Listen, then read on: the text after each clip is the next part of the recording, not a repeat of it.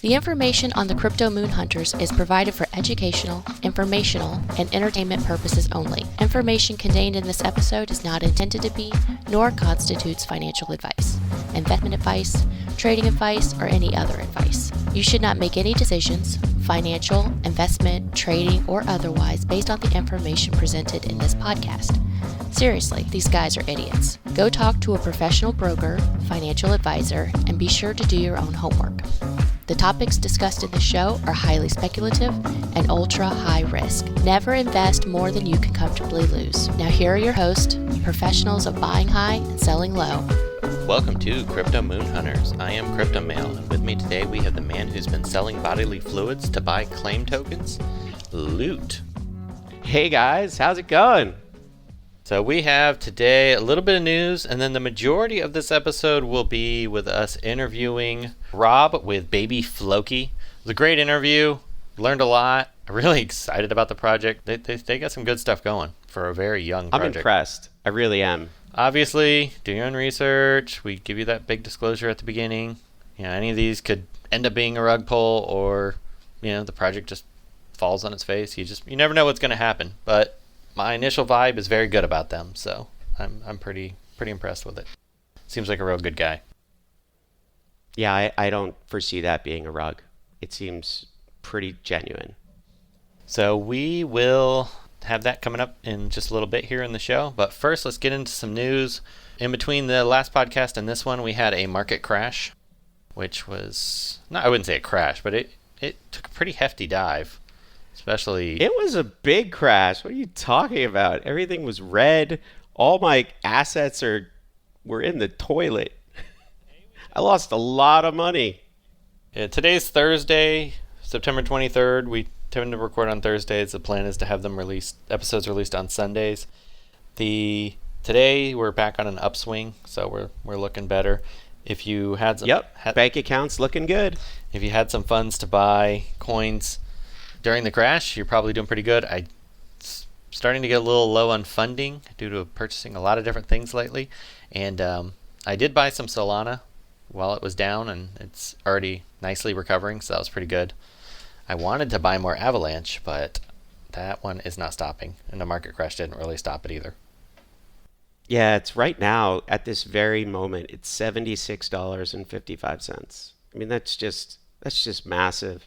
That's 95% of its all-time high, which I believe was either this morning or yesterday. I think a lot of Solana money has moved into Avalanche, and then I think Ethereum money is still moving into alternatives because those gas fees are just absurd.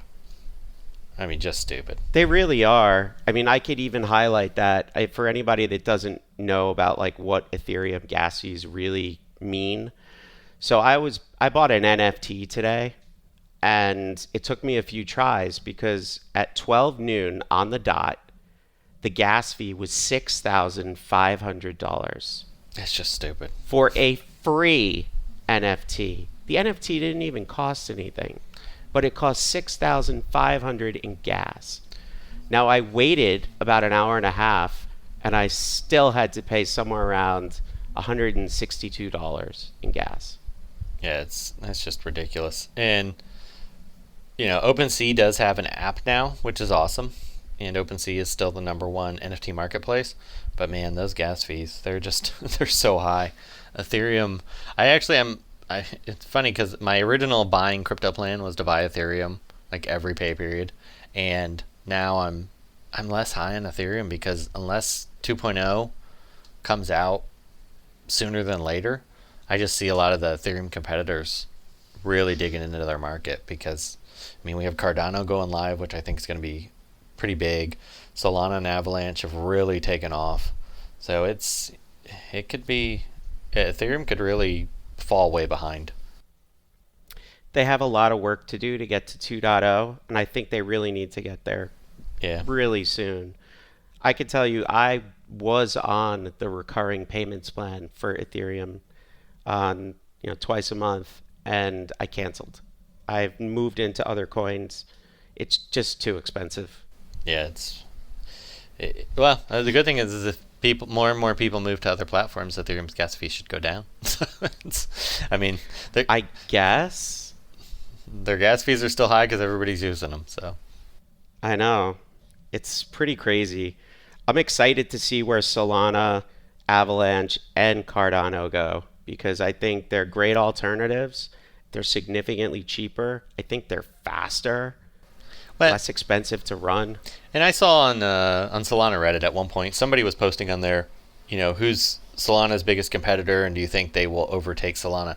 I don't think it's a matter of that. I think it's kind of, when you look at a lot of these different blockchains, they serve different purposes. Some of them are trying to be, one size fits all, or a certain project for a certain network for a certain type of project.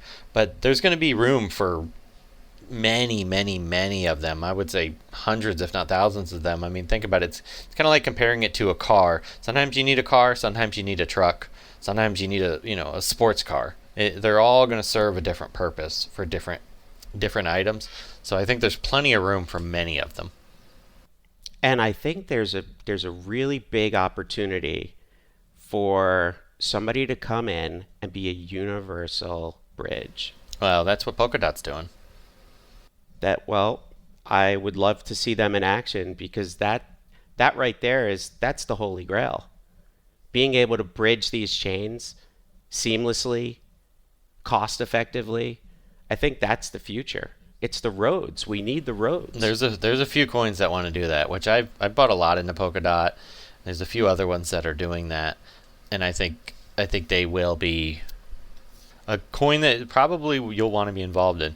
Speaking of interoperability, Facebook exec is launching a digital wallet. They want to do their own coin. They're kind of doing it as kind of a third-party project through their Novi division. They're doing their DM coin, and they want it to be basically kind of like a Polkadot where it bridges across a whole bunch of different things, and you'll have your own Facebook wallet app. I personally don't trust Facebook enough to be too excited about this. Okay, I'll tell you why I like it. How about that? Okay. I like it because it's another avenue to bring crypto mainstream. That's why I like it. That's the only thing I like about it, is that it's bringing crypto to more people, to getting more people involved in the crypto world. And while I'm not a Facebook fan, I'll just flat out say I really don't use it. I know a lot of people that do, and I think it's a good opportunity to bring crypto to the masses. I will agree with that because it's going to make it more mainstream. People get comfortable with using a wallet. They'll get comfortable with using Facebook's coin. Now, what I will do, the moon hunter in me, is as soon as you have even a remote opportunity to become an early adopter purchaser, I will buy and sell it. So it's, because I do think that's one of those things that could probably, you have a large contingent of the Facebook population that has no idea what cryptocurrency is, and they'll probably get their toes wet with it. Just kind of like how, I admit that Dogecoin was my gateway drug into crypto. So you got to start somewhere. And I do agree that could be a great thing for the industry as a whole. Dogecoin was also my first coin, except I screwed it up. Yeah, I think I'm the one who shared it with you. So. You did. And I bought it. It was so cheap. And then it actually went down and I freaked out and I sold it and I threw out a lot of money. Yeah, I did quite well in Dogecoin when it spiked. The second news item, you actually informed me of this, I didn't even realize this today, was Twitter. Yeah, it's huge. Twitter and Bitcoin. So here's what's going on. Twitter will now allow its users to tip their favorite creators on the social network using Bitcoin. They also announced that on Thursday that the tip feature will roll out globally for Apple iOS this week, which is now. And in the coming weeks, it'll be available on Android. This is huge. Jack Dorsey is a huge player in the Bitcoin world. And this is also bringing crypto to the masses. I love it. I love Twitter. I use Twitter all the time. I think this is great. I have a love-hate relationship with Twitter. I love the concept. I hate a lot of things about it. But I will say that this is fantastic. This is probably bad for influencer insanity, because now that you're making money on your tweets, that's gonna I think that's just gonna go further down the road of who can give bigger shock value. But overall, I think it's a good thing. And if you're listening to this and you want to tip us in Bitcoin, we will be setting up our wallet very shortly. So it's on Twitter. Yes. Absolutely. It's interesting. There is a way that people are already tipping, but they're using traditional financial tools. I mean, they're using Square's Cash App and PayPal's Venmo. Yep. This is going to make it seamless and easier since they're using the Lightning Network. So it's a great idea. Really happy to see it. Crypto is becoming more and more mainstream, and this will just only help. I think NFTs with this are going to even go crazier. Yeah, I know. You know what else I saw in the news? I saw your quarterback, Tom Brady, wants his salary in Bitcoin. He announced that yesterday. Yeah, he's getting real into the crypto space. I think he was on an FTX commercial. I think he's a partner at FTX. Actually, yeah, you're right. He is a partner at FTX. He's a partner. So, really good stuff. Knee deep in crypto. We should get him on the show. Don't you live near him? Not that far, but if we got Tom Brady on this show, we'd be doing all right. Yeah, I know, right? Dreaming big, Tom Brady. If you're listening, we will have you on, and we're happy to have you. We will move all plans, whatever time, whatever day you say it. We'll be there for you. That's right. All right, and now coming up is Rob with Baby Floki. Take it away, Crypto Mail.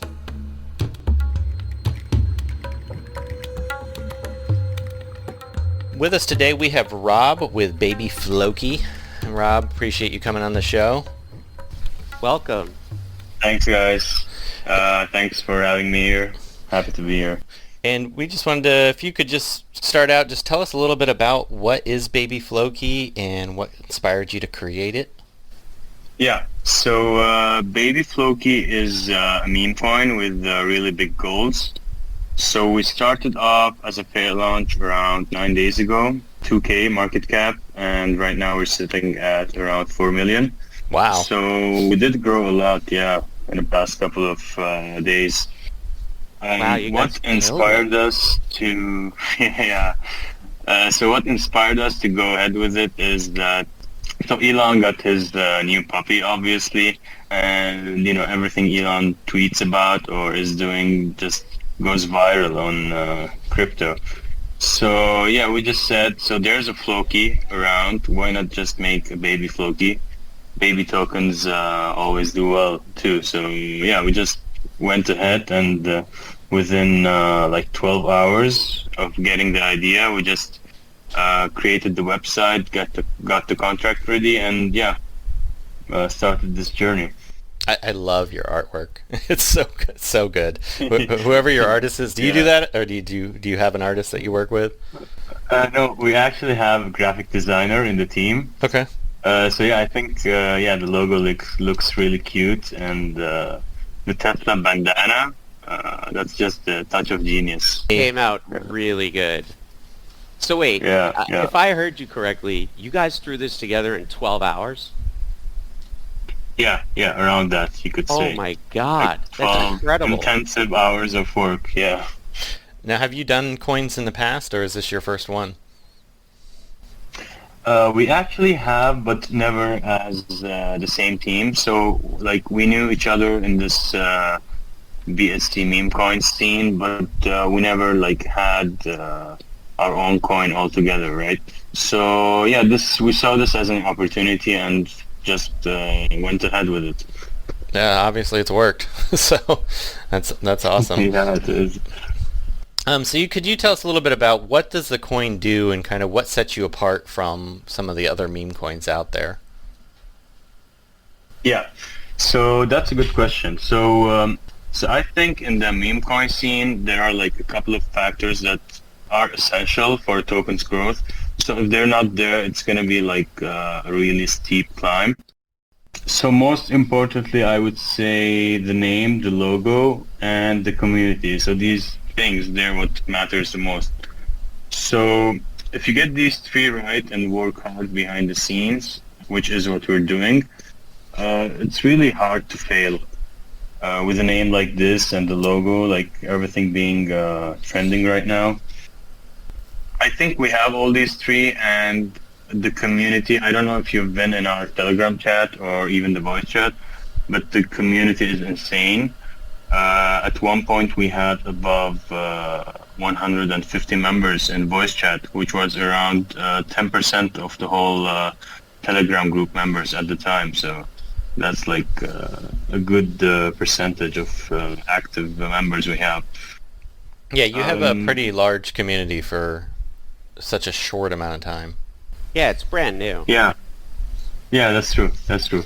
But basically how we're running this coin is we're letting the community run the chat and voice chat. We're like rarely around, which is a problem in some other coins. I mean, if the devs aren't around, they just say, "Oh, coin abandoned," and they just switch to the next project. But that's not what's happening here. So even though we're not around much, we do regular AMAs daily, just to keep the community up to date with what's going on behind the scenes and what we have coming up. And yeah, things are going well. They like it. I think we're building something special here. You know, we have all the right ingredients for success, and the community sees it. We see it. So yeah, we're working hard to get there. Yeah, I'm really impressed with how much you've done, especially like you said in such a short amount of time. To get into the tokenomics a little bit, you have a 1 quadrillion supply. For the audience who may be interested in potentially investing, what are your plans? Actually, we don't have any plans in mind at the moment for any burns or anything. Okay. We think the supply is fine for now, but we do play around with the tokenomics every once in a while. So when we started 9 days ago, the transaction tax going to liquidity was 2.5% at the time. Or actually it was 2%.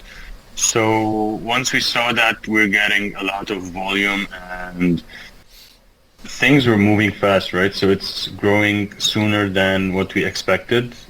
So we increased that tax to 5%, and yeah, that's where we avoided the problem with the liquidity, which like a potential problem. So that's, I think, another plus we have. So we haven't renounced ownership of the contract. And we do play around with the tokenomics depending on what we see fit for the token's growth. Yeah, not renouncing the contract is definitely the way to go, because once you do, you can't make any changes. Yeah, exactly. I mean, I see some coins right now, they launched a couple of months ago, and that liquidity has just been growing and growing. And they're like a stable coin now, it's really hard to grow or even... Our tokenomics right now, we have 5% going to liquidity, around 6% for marketing, and 2% as Dogecoin rewards. That's for buys. For sells, we have an extra 2% going to holders as Dogecoin rewards as well. Now, that's interesting. So you pay your rewards in Dogecoin. Yeah. And that's that's true. So we think that Dogecoin is like leading. So it's like the first meme coin. They have they're the first dog themed coin. So all the other coins are just following them, right? So just like paying tribute to the master kind of thing. That's pretty cool. I like that. And one other thing I noticed is that you have a max transaction and a max wallet size. Would you mind explaining your logic behind doing that? Since we started this off as a fair launch, we had a couple of anti-snipe and anti-whale features in place, to just guarantee that the launch is going to go ahead smoothly. One of them was having max transactions and max wallets, because these snipe bots, they just keep buying in huge amounts and fill up their wallets and just dump after the first pump. So we didn't want that to happen. So yeah, that's what we did. And another thing that this would help us with is that if you check the BSC scan, the holders page, you'll see that the wallets are like evenly distributed. There aren't any huge wallets that would set people off from investing. So yeah, that's how we thought of it at the time. That's pretty smart. You see that so often where someone will come in, dump a ton of money. As soon as they can double their money, they pull it out and it tanks the price. Yeah, exactly. Especially in fair launches. I mean, it's really difficult to have a successful fair launch with all these snipe bots in the market, you know. They really are out there, and they do cause a problem for sure. Yeah, I agree. So I noticed when you were looking at your roadmap, you obviously, being 9 days in, I'm sure phase 1 is, where the focus is right now. And I'm sure at some point you're going to start moving into phase 2. Tell us a little bit about your plans for charity donations and just kind of what you have planned for phase 3 and 4 with your, games, NFT launch, etc. It all looks really exciting. For sure. Really excited to hear about this. Yeah, so we're actually in touch with a couple of animal shelters and organizations for our upcoming donation we're going to make. So we thought of giving something back to the community and make a change in some way, even if it's a small impact. But yeah, why not just go ahead and do it since we can? Yeah, so that's what we have coming up for charity, and we're going to be releasing a video about that as well. We're also looking to have a mini arcade thingy going on in the future, but still in phase 3, right? So that's an early development stage. But about the Baby Floki world, the NFT and the merchandise section for our coin, so that's going to be our biggest long-term plan. Thinking since the logo is cute and it's memeable, why not take advantage of that? With Baby Floki NFTs are going to be a huge success, so we are looking forward to dealing with big artists, big names in the NFT world. Yeah, to have something special going on in that regard as well. Yeah, that's your logo would be great. I mean, I would buy a hat right now if there was one available with that logo on it. So it's so cute. It's awesome. Yeah. Thanks, guys. So is Baby Floki World is that the NFT marketplace or NFT application that you're looking to build? Yeah, you could say so, yeah. So as I said, it's still in the early development phase. We haven't decided yet about the marketplace, but yeah, we're definitely gonna have the Baby Floki World where people could buy NFTs, our merch.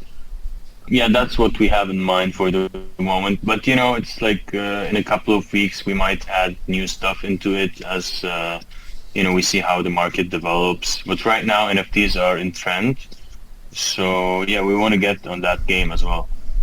NFTs are huge. Yeah. There were multiple NFTs sold today for 30 Ethereum each. Multiple. Wow. In one day, I saw 4 different 30 ETH NFTs up for grabs, and people bought them. Wow. Yeah. I think your stuff. Yeah. I would fast track that NFT and merchandise because I think you could do very well with that. I'll just have a talk with the team, and we'll see how it goes. Yeah, it's really good. What else would you like to share before we let you get back to getting busy on this work? Yeah. So short term. So in the past 9 days, we've had our first audit. We've had ads running on almost every major crypto website. I saw you have a billboard already. Sniper, CoinGecko. Yeah, that we did that as well. So we had our first billboard up right next to SpaceX headquarters in California. Oh, that's so That's cool. awesome. Yeah, I mean, if Elon doesn't tweet about us after this, I don't know what we can do. Yeah, but yeah, we have a couple of other plans in mind for that as well. So we are also going to have our second billboard live in a couple of days, which is going to be in Times Square, New York. And right then by we're me. just gonna go ahead. Yeah, yeah. And then we're just gonna go ahead with the third billboard, which we haven't revealed the location yet, but it's gonna be huge as well. You should do one over my way. I'm in Florida, and can do the SpaceX Launch Center right over here. Would be a nice location. So. Yeah. Okay, that's a good idea. That's a good idea. I'll look into it. We think you got something special going on. It's also, did you just say a minute ago that you got your audit done so quickly? Yeah, yeah. So we did actually get our audit done by Nexus Solidity, and we are looking forward to like other audits being done in the future, just to have more credibility, just for investor confidence and all that stuff. That's great. Even getting one done in 9 days it's really big. I mean, the amount of work that you guys must be putting in the back end to get all this stuff rolled out. How big is your team? So we are a team of 4, actually, but we aren't getting any sleep, so we're working as a team of 8 right now. Yeah, I bet. Yeah, that's. Yeah. I'm very impressed with how much you've accomplished in this short amount of time. It's just pretty unbelievable. Mind-blowing. It's crazy. Yeah, opportunities like these, they don't show up often. I think it's the right time to push it even further, go all in on this. We think this has potential. We've built a nice community, and that's one of the bases that could take this far. Yeah, I see 47 people in your video chat right now, so on Telegram. So that's pretty crazy for a 9-day-old. Yeah. Since you do have such a loyal fan base, why don't we tell them a little bit about you as their leader. As their leader. So if you could tell us, just where are you from and a little bit of your background. Yeah, why not? So I'm Lebanese, but ethnically I'm Armenian. I work as a civil engineer. So right now we're building a hospital which was almost destroyed during the latest Beirut explosion last summer. I don't know, you guys must have seen it. Yeah, I saw that on the news. It was insane. Yeah. So we're working on that right now. I'm one of the site managers there. So you have a day job on top of Baby Floki. Yeah. I literally sleep 3 hours per day. Jeez. That's wow. Yeah. That's how it's going right now. Yeah. How long have you been in the crypto world? Question. So it was during the last bull run, so around February, I think. We were in lockdown and out of work, obviously. So I started looking into ways to invest some of my money and have some sort of passive income. And because of the ongoing bull run at the time, Bitcoin was all over the internet, and it really was a no-brainer, actually. The more I read about it, the more I was convinced that this is the future. I mean, I understand people in the US worry about inflation, and rightfully so, since the government keeps on printing money and there's an unlimited supply of it. But in other countries, let's say in less developed countries such as Lebanon, Bitcoin would solve so much more that inflation, Yeah. So for example, right now in Lebanon, there's a financial crisis going on, and no matter how much money you have in a bank, you can't withdraw more than $200 a week. Wow. Wow. So even if you have $1 million, they won't allow you to withdraw that money, right? Which is crazy. I mean, it's your own hard-earned money, but you can't do anything about it. So I think that's where Bitcoin comes to play, to sort of give power to the people, which is, I think, its biggest importance, I would say. Yeah, definitely. I mean, you say what's happening in South American countries, and I think there's going to be so much more, and especially the African nations where there's very unstable governments. It can be a game changer for people as a whole. Yeah. I mean, once so El Salvador has started with it, and yeah, others are just going to follow. Yeah, you're seeing more and more. I do think it's the future. I think cryptocurrency really is the future. I think, but in America, the whole talk now is like regulation, and actually, I'm for some of it because I want protections from things like rug pulls, and yeah. there are a few things that I'd like to be protected from. So I do think there is a place for the regulation, but in most other countries, it's pretty fair game right now with crypto. Yeah, we just don't want them to overregulate it. That's so. Yeah, I don't want it overregulated, Yeah. but there are things that I would like as a protection. Yeah, that's true. But once they get their hands in, they're just gonna overregulate. You can't have any control after that. Well, the big banks are going to see that crypto can do what they can do, but a lot cheaper. So there's going to be a war coming as it gets more and more popular. But yeah, I agree. Well, we definitely appreciate you coming on. Where can people find you and find your coin if they want to purchase? So we have our website, babyfloki.info, and our Telegram group is the Baby Floki. So they can find us in there, and I'm sure the community will help them out for whatever they need. And you're on the Binance Smart Chain for those of you listening, correct? Yes, exactly, yeah. So the easiest place to buy is typically PancakeSwap. There's several other exchanges, but that's the one I would recommend most. Yeah, PancakeSwap is the regular. And in the future, you guys are trying to get on some major exchanges or just any exchange? And we'll see. We're taking it one step at a time and see where we end up. Awesome. I wish you so much luck. We're really happy that you were able to come on the show with us and tell us about Baby Floki. I think you got something really special. Yeah, that's great. Yeah, I do believe so. And we would, whenever you get the NFT marketplace live, feel free to hit us up so we can have you back on to talk about that, because I definitely would be interested in seeing that. And if you need us to pump anything else, we do take bribes. So, but okay, that's cool. Yeah, for sure. And I really appreciate the time you guys are putting into the scene. You have something special going on as well, and I wish you guys the best of luck. Thank you very much. We appreciate you coming on. And that was our interview with Rob. Really good guy. Be sure to check him out. All his contact information will be in our show notes. And with that, thanks for listening. Thanks for listening, and keep hodling.